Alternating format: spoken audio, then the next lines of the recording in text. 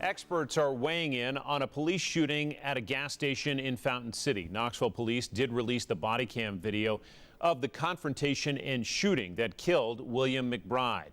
An officer shot that 41-year-old almost 2 weeks ago. And tonight, 10 News reporter Vinay Simlot spoke to two policing experts about the actions of that officer. And Vinay, from what they saw, those experts in the video, they say the officer made the right call.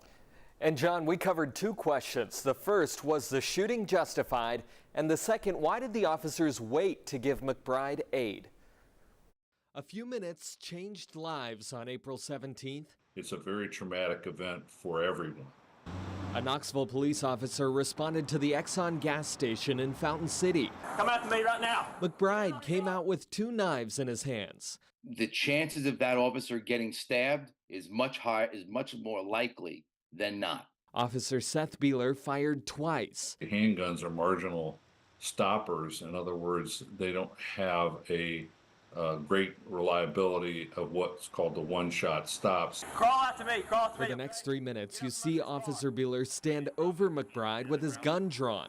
Unfortunately, you're not going to render aid as a single officer to a person because right now you don't know how serious the situation is. David Sarney, an adjunct professor at the John Jay College of Criminal Justice, says Officer Beeler did the right thing. Everybody's fine, suspect's in.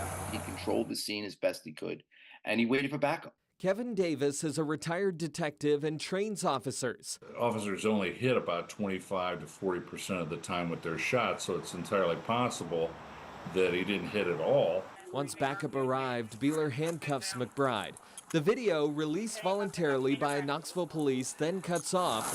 A spokesperson says the video cuts off seconds after 5:32, just before responding officers began rendering aid and KFD arrived on the scene. It was a lawful use of deadly force.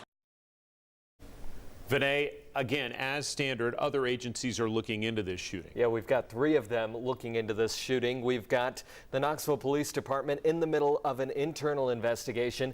TBI investigates officer-involved shootings, and the district attorney's office will decide whether to bring any charges against any of the officers.